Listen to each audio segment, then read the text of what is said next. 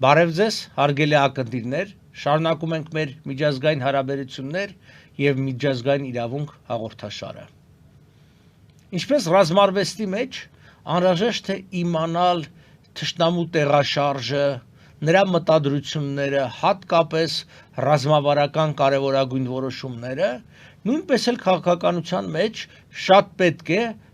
որպեսզի տեսնես ինչ է կատարվում թշնամու քաղաքական դաշտում։ Այսինքն, ինչ միջազգային կազմակերպությունների հետ է շփվում կամ ստեղծում նման կազմակերպություններ, ինչպիսի պաշտոնական հայտարարությունները հանդես գալիս, ինչպիսի մտքեր են արտահայտվում այդ տարբեր կարևորագույն հանդիպումների ժամանակ։ Սա հնարավորություն կտա ճիշտ արձագանքել և հակադարձել ու դիմակայել։ Մենք դա բազմիցս ենք արել, ձեզ հետ միասին վերլուծելով տարբեր կարևորագույն փաստաթղթեր, հատկապես այս նորագույն շրջանի, որովհետև հիմա Իլհամ Ալիևը աչքի է ընկնում չափազանց ակտիվությամբ տարբեր միջազգային կառույցներում։ Եվ այդ կառույցներից մեկը այսպես կոչված թուրքական ժողովուրդների կազմակերպությունն է, կամ պետությունների կազմակերպությունը, որի 12-րդ համագումարը կամ համաժողովը տեղի ունեցավ Ադրբեջանի Գաբալա քաղաքում այս տարվա հոկտեմբերի 7-ին։ Սա մի նկար է այդ նիստերից մեկի ժամանակ, երբ որ տեղի ունեցավ տարածաշրջանային խաղաղություն և անվտանգության կարգախոսով։ Ալիևը իհարկե աչքի է ընկնում իր խորամանկությամբ, միշտ խաղաղասիրական, այսպես ընդգրկուն վերնագրեր է դնում հավաքներին, այն պարագային, երբ որ մենք հասկանում ենք, որ ինքը նրանցից մեկն է, որ զինվել է, զինվում է և պատրաստվում է հերթական պատերազմի, դրա ակնհայտ օրինակն է առաջիկա տարվա մեջ 5.1 միլիարդ դոլարի ռազմական ծախսերը, որը ավել է 200 միլիոնով, ի տարբերություն Հայաստանի, որտեղ կրճատվեց 200 միլիոն դոլարով ռազմական ծախսերը, իրենց մոտ ավելանում է։ Ինչ բան է այս թուրքական պետությունների կազմակերպությունը, սա դուք քարտեզի մեջ տեսնում եք, ըստ էության Թուրքիայի, Հարավային Կովկասում Ադրբեջանի և միջինասիական սովետական նախկին թուրքախոս հանրապետությունների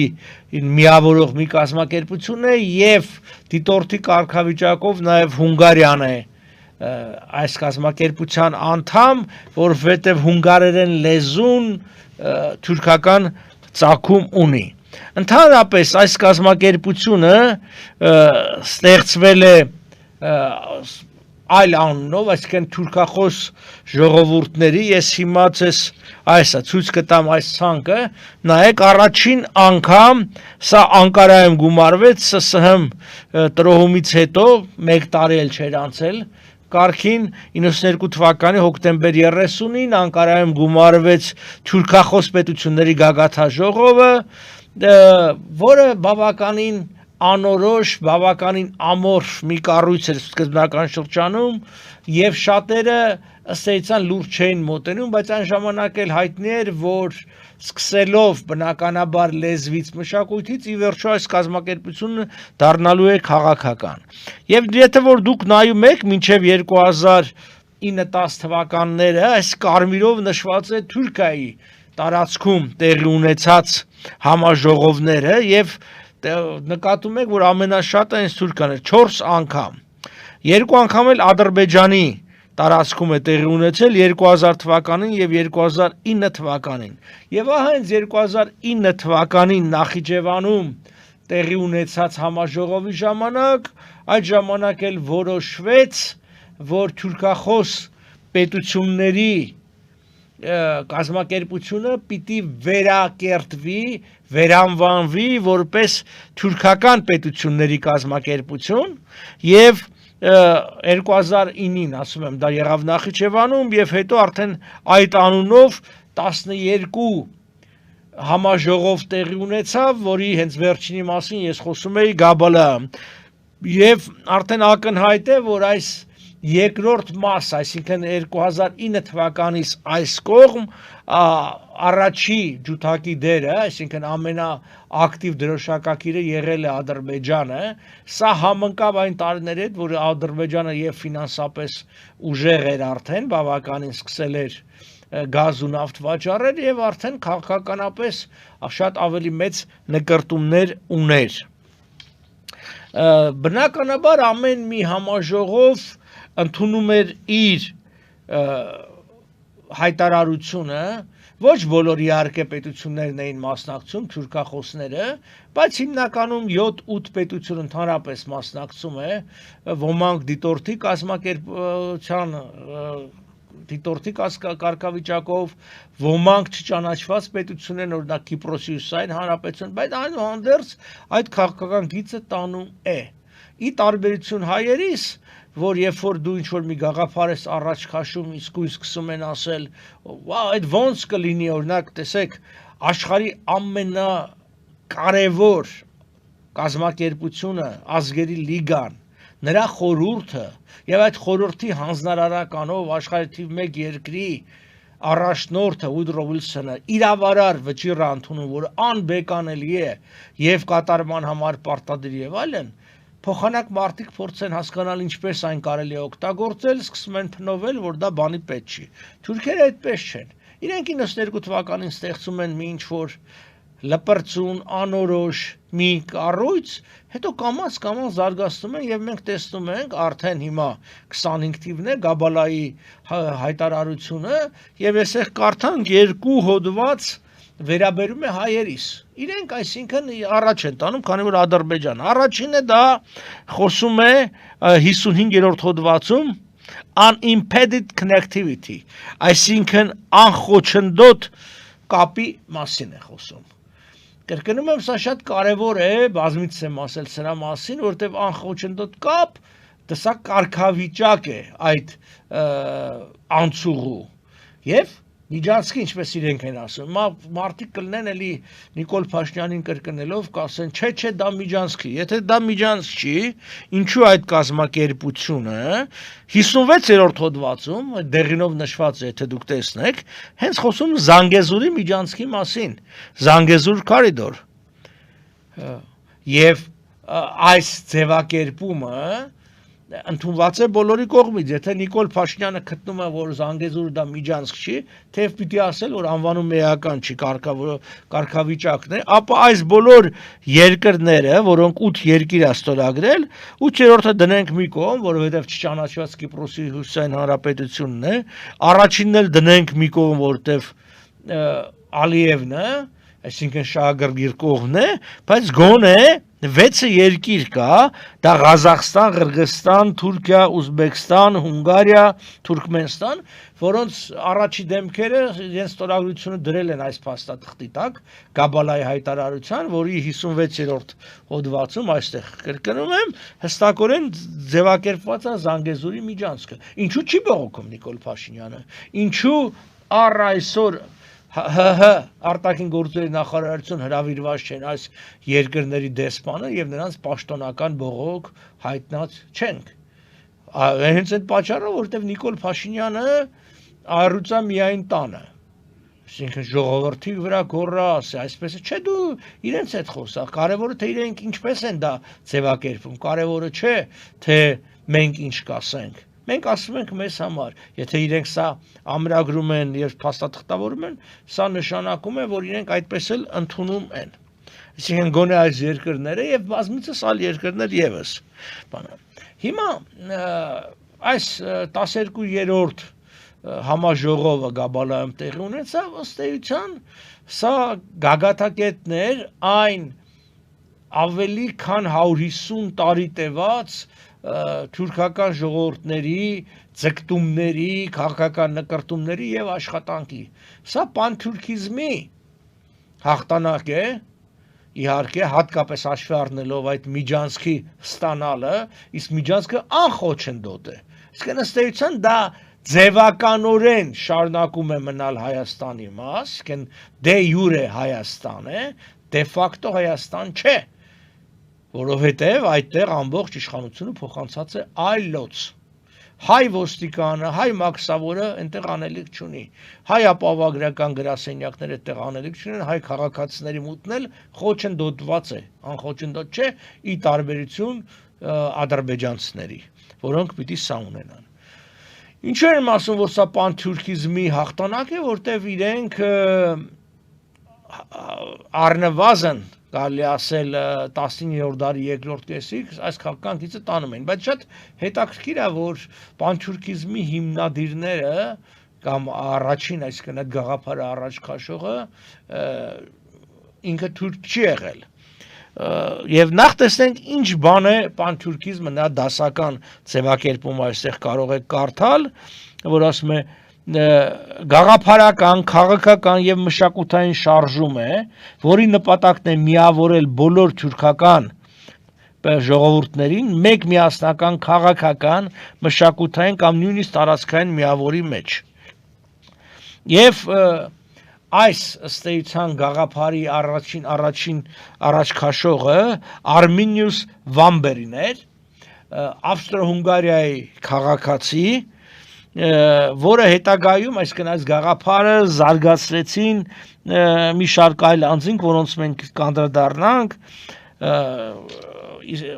եւ կտեսնենք ինչ փոփոխություններ կրեց։ Այ խոսքը այս մարդու մասին է, Արմինիուս Վամբերին, հունգարացի արևելագետ, ճանապարհորդ, քաղաքական գործիչ, որը առաջին անգամ իր աշխատություններից մեկի 1864-ին հրապարակված այս աշխատության մեջ ճամփորդություններ Միջին Ասիայում ձևակերպեց այն գաղափարը, որ այս բոլոր ժողովուրդները, այսինքն թուրքախոս ժողովուրդները ունեն միասնական ծագում, իրենք ունեն միասնական շահեր եւ այլն։ Դերվիշի Ակուստով էր ինքը ճանապարհորդում այդ վայրերը, իդեպ ինքը նաև անցել է, որտեղ հետագայում ինքը գրեց իր կենսագրությունը Հայաստանով, այսինքն իջավ Տրապեզուն նավահանգիստով, Հայաստանով անցավ Իրան, հետո Իրանից Միջին Ասիա եւ այլն, շատ հետաքրքրական աշխատություններ ունի այդ առումով գրած, մեկը հենց սա է, արդեն այդ նշած ճամփորդությունների հետևանքով 1868-ին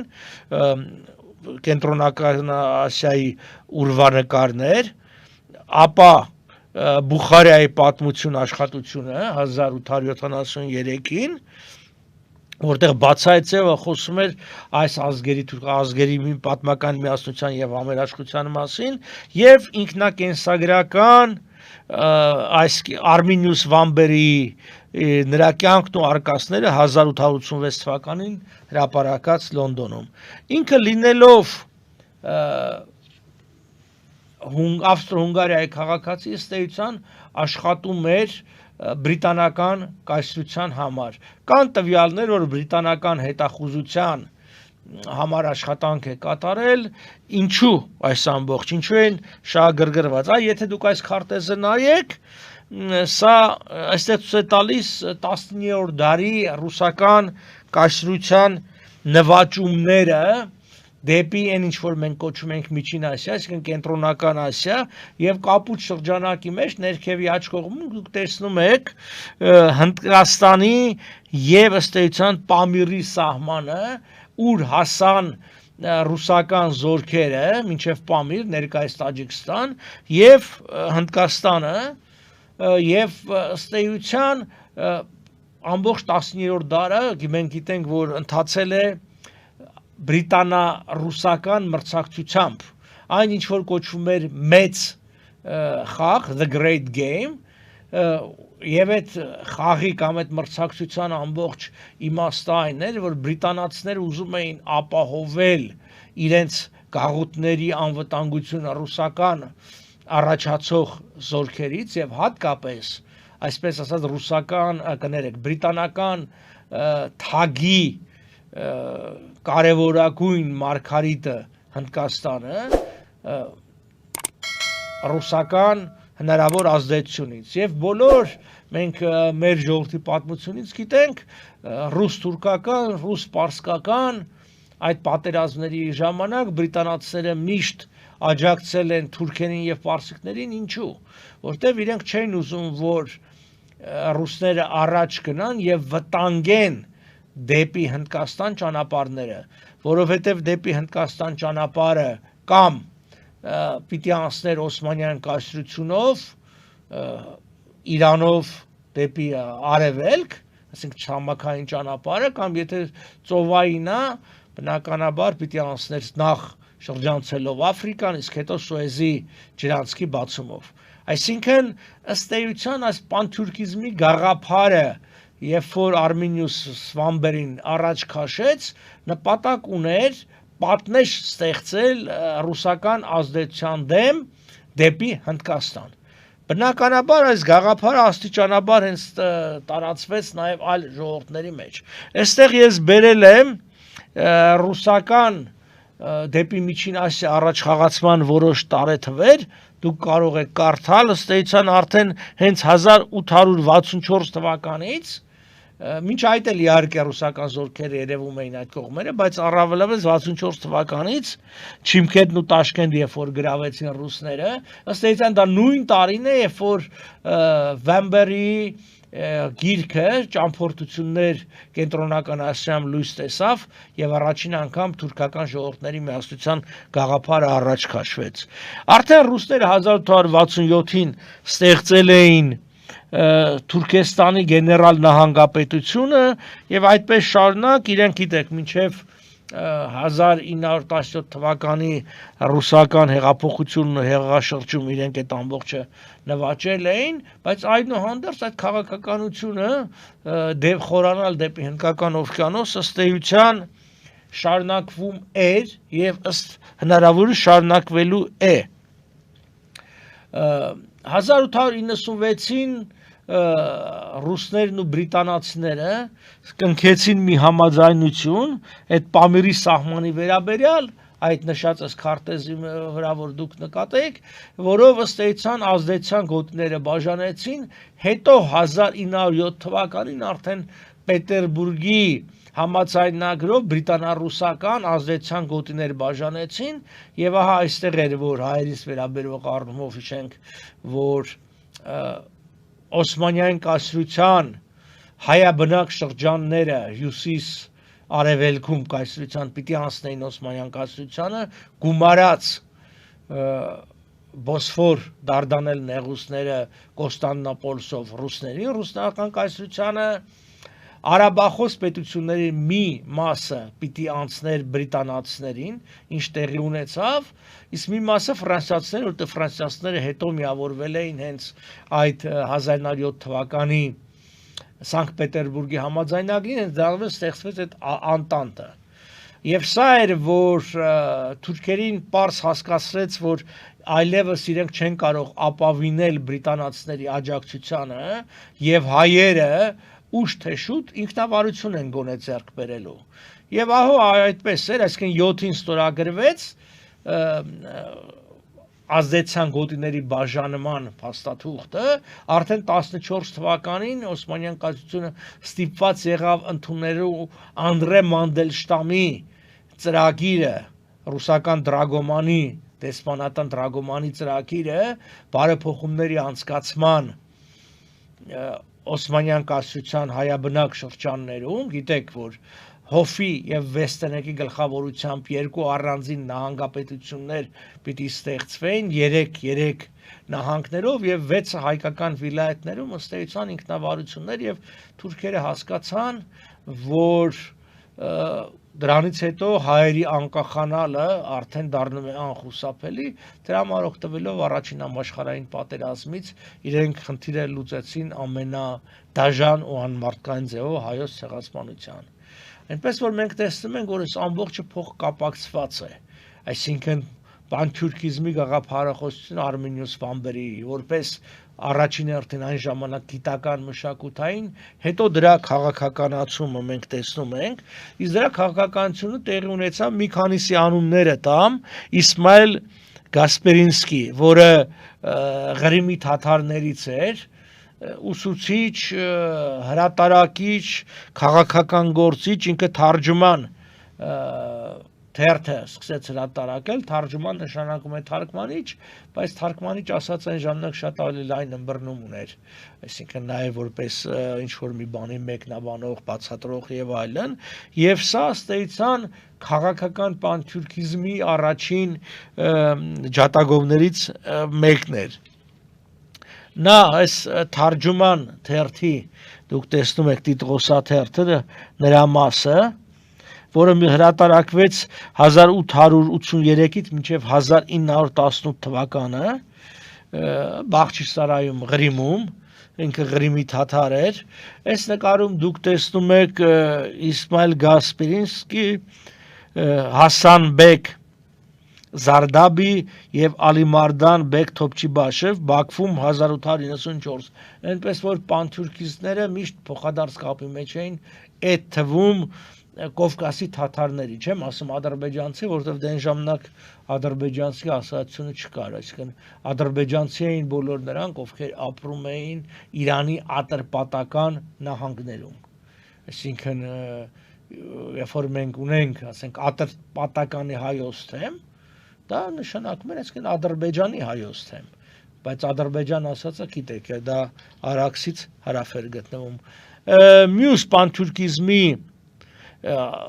այսպես ականավոր գործիչներից է Ալիբեյ Հուսեյնզադեն, սա արդեն Կովկասի թաթար էր ծագումով, ի տարբերություն Գասպերինսկի, որը Ղրիմի թաթար էր, եւ հաղորդեց պանթյուրքիզմին ավելի իդեալիստական ազգային ռոմանտիկ բովանդակություն, հիմնադրեց թուրք օրդու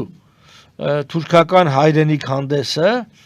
եւ նշանաբանում էր թուրքացիր, իսլամացիր, եվրոպացիր։ Սա այն ժամանակ էր, որ իսլամ մուսուլման ժողովուրդները հստակորեն հասկացան, որ իրենք զիջում են Եվրոպային, զարգացվածությամբ ինչ-որ մի բան սխալ է գնացել եւ այդ եվրոպացիրը այդտեղ կար, թուրքացիր, իսլամացիր եւ եվրոպացիր, այսինքն այդ այսպես կոչված westernization կոչեցյալը կամ ինչպես հայերն են westernization, այդ ժամանակ կարեւոր է, երբ թուրքերը եւս դրա կողմնակիցն էին։ Ասենք մյուսը Յուսուֆ Ակչուրան էր, սա էլ Կազանի թաթար էր, եւ ինքն էլ բնականաբար ահագին մեծ դեր ունի եւ 3 քաղաքական ուղիներ աշխատությունը, որ 1904 թվականին տպեց, ըստ էության սա արդեն քաղաքականապես ամփոփեց, ամբողջացրեց պանթյուրքիզմի գաղափարը եւ ինչպես նկատում եք, նրանցից ոչ մեկն էլ օսմանլի չէր, այսինքն թուրք չէր, Օսմանյան կայսրության քաղաքացի չէր։ Հիմնականում սրանք Ռուսաստանի մուսուլմաններ էին, նույն թվում նաև օրինակի համար Զիա Գյոլքապը, որը եւս ասենք ականավոր գործիչներից է իրենց եւ արդեն սա հիմք դրեց նաև քեմալիզմի, որտեղ ինքը ավելի երկար ապրեց, 24 թվականին է մահացել, ինքը նաև թուրքականության հիմունքների աշխատությունը գրեց, իր մահվանից քիչ առաջ հրապարակվել, կարծեմ 20 թվականին, որով հենց բան արեց, նաև այսպես կոչված հանրապետական Թուրքիայի պանթյուրքիստական հիմքերը դրեց։ Հիմա գանք մեր օրերին եւ ամփոփեն։ Ինչի է պանթյուրքիզմի որոշակի անդրադարձ ունեցա, որտեղ իրանք խոսում են միասնության մասին, չէ՞։ Այդ թվում նաև աշխարհագրական միասնության մասին, այդ թվում նաև ճանապարհներով միասնության մասին։ Եվ ով էր այդտեղ խանգարողը։ Հայերը ու հայ ժողովուրդը։ Դրա համար իրենք մաս առ մաս խնդիր դրեցին 100-ամյակով, խնդիր դրեցին լուծելու հայերի հարցը։ 1915-23 թվականին ըստ էության իրենք կոտորեցին եւ հայաթափ արեցին ամբողջ արևմտյան Հայաստանը, 2020 եւ 23 թվականներին հայաթափ արեցին Արցախը, մինչ այդ իրենք հայաթափ էին արել Նախիջևանը եւ ինչն էր մնացել պանթյուրքիստական այդ ծրագրի իրականացմանը։ Զանգեզուրը։ Դա համար Զանգեզուրի միջանցք առանցնային եւ պատահական չէ, որ Դուշանբեում այս հանդիպման ժամանակ օրերս հենց որտեղ նաեւ Պուտինը գնաց ներողություն խնդրեց Ալիևից, բոլոր այս թուրքական պետությունների ղեկավարները շնորհավորում էին Ալիևին եւ ամսի 7-ին էլ կրկնում եմ, դա ամրագրվեց փաստաթղթով Զանգեզուրի Միջանցքի համար։ Այսինքն 100 տարուց ավել տևած այս հետևողական աշխատանքը թուրքերի կողմից տվեց իր արդյունքը։ Հիմա ինչպես Նիկոլն է երբեմն ասում, դե չկանգնենք ճանապարհին, տանք այդ ճանապարհը լավ կլինի, բայց խնդիրը հետևյալն է, իրենք չեն բավարարվում սրանով։ Այսինքն եթե Նիկոլ Փաշինյանը եւ իր հրոսակախումբը կարծում է, որ թուրքերը, իսկ թուրքերը ասելով դա շատ ավելի ընդգրկուն է, դա չի շփում Թուրքիայի քաղաքացի, դրա մեջ նաև ազեր թուրքերն են եւ մյուսները, սրանով բավարարվելու են, սխալվում է։ Սա պարզապես հնարավորություն է, ռազմականապես շատ հեշտացնում է Զանգեզուրի գրավումը, շատ հեշտացնում է, նաև քաղաքականապես թուլացնում է Հայաստանի դիրքերը։ Հետևաբար մենք տեսնում ենք, որ ազգային ծրագրերը դրանք ոչ թե 1-2 տարով են, ինչպես փորձում է այսպես կոչված Հայաստանի ղեկավարությունը մեզ ցույց տալ, ասում է, տեսեք, այս մի քանի ամիսա ոչ մի գրակոչ չկա, մի քանի ամիս չէ։ 1864 թվականից մարդիկ քաղաքական գիծ են տանում, պետություններ են կործանվել, կայսրություններ են կործանվել, առաջ են եկել նոր պետություններ, նոր հասարակարգեր, բայց իրենք հետևողականորեն իրականացնում են իրենց քաղաքականությունը, այն է միասնական, իհարկե այդ միասնության ձևերը տարբեր են լինելու, սկզբից մշակութային, հետո կամաց ավելի ընդգրկուն այդ հարաբերությունները զարգացնեն, ես հիշեցնեմ ձեզ, որ ամսի 7-ին, հոկտեմբերի 7-ին Գաբալայիմ Ալիևը կոչ արեց այդ ներկա 7 պետություններին միասնաբար ռազմական զորավարժություններ անել եւ մտածել միասնական բանակի ստեղծման մասին։ Եվ այդ միասնական բանակը, հավատացեք, առաջին հերթին Հայաստանի դեմ ուղղվածնելու։ Հիմա, որպեսզի հնարավոր լինի դիմակայել, դիմագրավել նման մեր դեմ